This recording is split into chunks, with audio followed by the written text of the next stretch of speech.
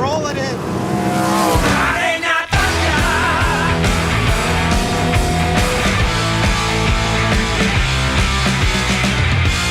The podcast. Welcome to Friday Night Thunder, the podcast. I'm your host, Derek Miller, with Glenn Styres. And today we have special guests, Holly Porter in the number 1 car Sprint 360 division and Melissa Miller in the Thunderstocks at Ohsweken Speedway. First of all, Holly, introduce yourself. Let us know where you're from and all of that good stuff. I'm Holly Porter from Dorchester, Ontario. I drive for Glenn Styres. And Melissa? I'm from Melissa Miller from Six Nations Indian Reserve, Ontario, and I drive for myself, I guess.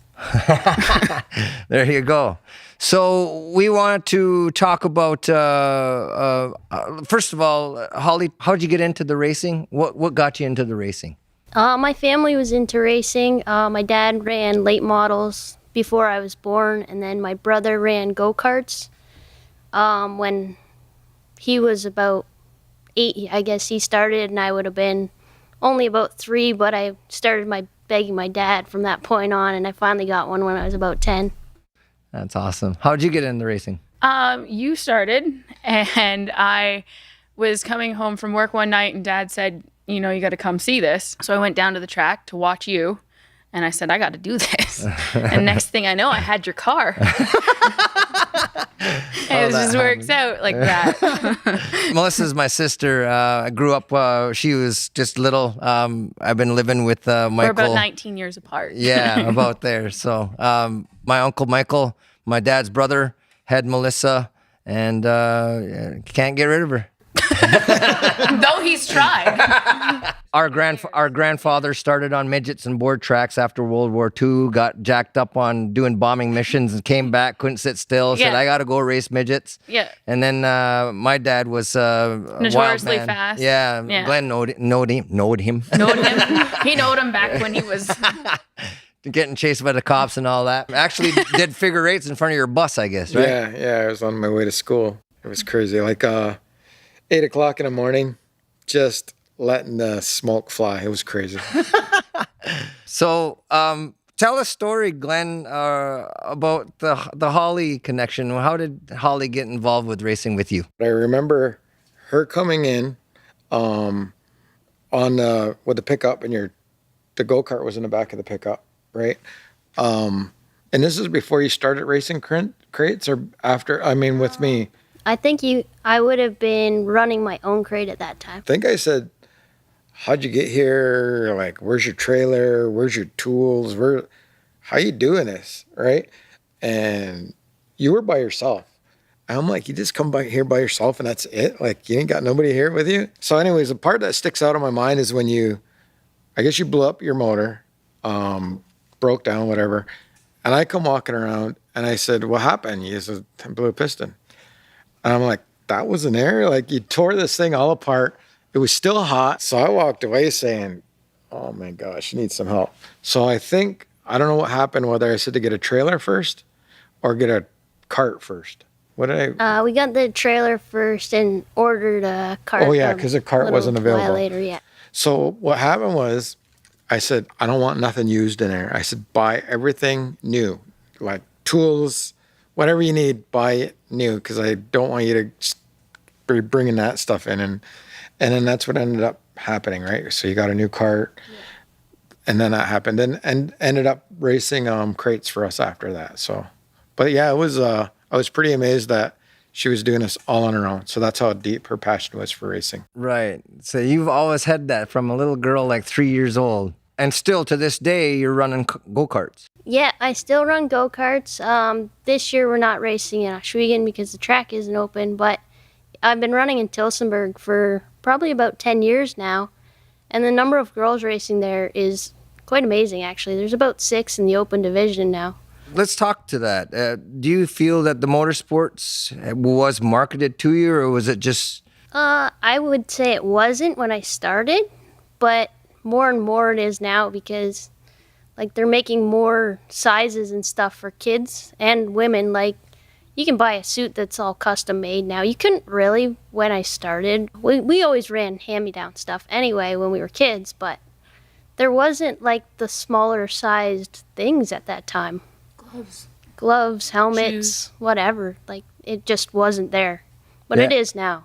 I gotta say, drag racing. I'm watching TV, NHRA. You see a lot of women in the drag racing. I can imagine, like, as a little girl, seeing these girls in these bigger sports, that would probably be a little bit more of an incentive to say, well, if she can do it, like, I can do it, sort of thing. Is there any way that you can see moving forward? How would we go to help promote for those little girls and help grow the sport for those girls? How, Melissa, what would you think? I think that's a better task for the sprint cars and such. It seems to have a better streamline for that, insofar as you can step from the micro sprints and the crates all the way up, and they've always geared, not always geared, they gear it more easily towards those sports, whereas mine's a little more brash, actually quite a bit more brash. When you look at the Thunderstock dynamic, it's a little tougher, and I feel like that a lot of times women and girls who are getting into it, I've seen them in the last 7 years, they don't stay long. They either go down a class or they go out completely, because I don't know if they're prepared for how bullpen it can be. And I don't know if you've encountered that in any way. Yeah, a little bit. Let's talk to that, because on the Thunderstock, we're talking about fenders. You have fenders on your cars. No, don't do that. You can't do that. We can't lean against each other. No. And whereas my class, you can. And there's several people who definitely take that advantage of the fact that we can rub, we can race, we can bump, and some people take it too far. Which is some of the appeal of that. Some of it class. is an appeal. I certainly enjoy it. But I also do my damnedest to abstain from it. Because if I can't get around you, I'm not better than you. If I run through you, that's not an accomplishment. Yeah. But there is definitely a handful of people in my class that don't care whether they can run around you or not. They'd much rather run through you. And I find that there have been other women that I've seen come and go very quickly in the class because they've been run over. Not physically, but they didn't have the time to create the personality or the thick skin to compete at that level in that kind of aggression. Let's talk to the sprint car. What have you found coming up through go-karts and into the crates and into the 360s? Through the go-karts and stuff, you can rub a lot more, or you used to be able to in the lower divisions that I ran in go-karts. So a lot of guys really didn't like getting passed by a girl. And once they figured out what car was beside them, they'd run you off the track or whatever. And you just really have to be careful of those cars almost and really get a good run, or maybe a bump and run to them, because they're going to run you to the infield or something when you pass them. So you learn which cars have that attitude or which drivers have that attitude. You profile them. Yeah, essentially. And it's better in the sprint cars because you can't rub and race. Somebody's going to flip. So you don't see it as much, but they might race you a little harder. They don't want to be passed by a girl. And, well, too bad.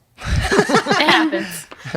That was pretty cool last year at the Summer National, seeing you and Alex on the finishing 1-2 in your heat race there. That was a really good thing to see. And Alex Hill's been very impressive in this qualifying heat. As I mentioned earlier, started back in 10th, and here she is challenging for the runner-up spot. Well, the ladies dominate that first qualifying heat as Holly Porter picks up the win. The driver out of Dorchester, Ontario, right behind her. The drive from 10th to 2nd. Alex Hill at the line.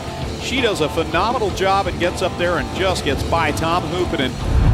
Yeah, that was cool. Talk about that, racing against some of the best in the world. I mean, you went to the Chili Bowl. Like, tell us about that. What's that like? It's pretty cool. The Chili Bowl's a little bit intimidating because there's like 400 cars and I don't ever drive a midget. So you get there and you got to figure out first how to drive a midget, which is not the same as a wing car, and then get comfortable with it after 3 laps of practice.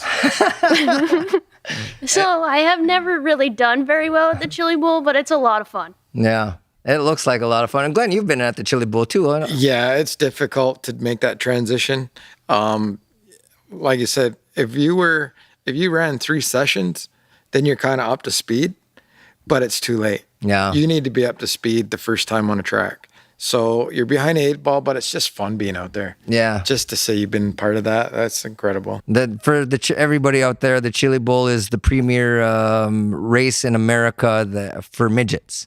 And there's over like 400 cars that come out there and compete for 24 spots, I think, for the A main on the Saturday. And it's quite a ruckus thing. It's pretty cool. So if you haven't been there, go check that out, Chili Bowl. All right. So what does the future hold for women? What can you see in the future for women? How can we, help promote that for women? We'll start here and go to Holly.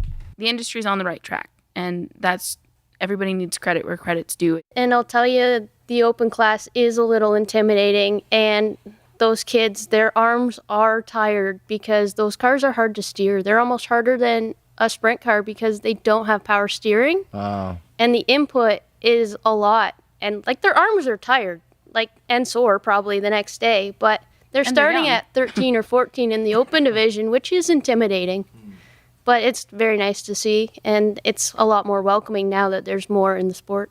I bought carts for kids, like girls, right? Like Noelle's youngest daughter, or sister, she's got a cart. So if I see any kids that are into it, even girls, I invest. And that's important. So I'm a part of it.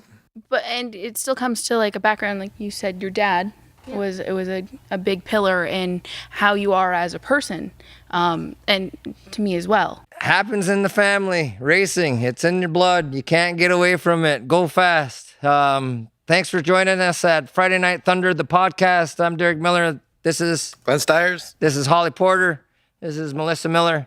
We'll see you again. Thank you very much for joining us. For more information on the Friday Night Thunder television series and to find out how to watch it, check out our social media or go to our website. Friday Night Thunder! Perfect. I love it. That's awesome.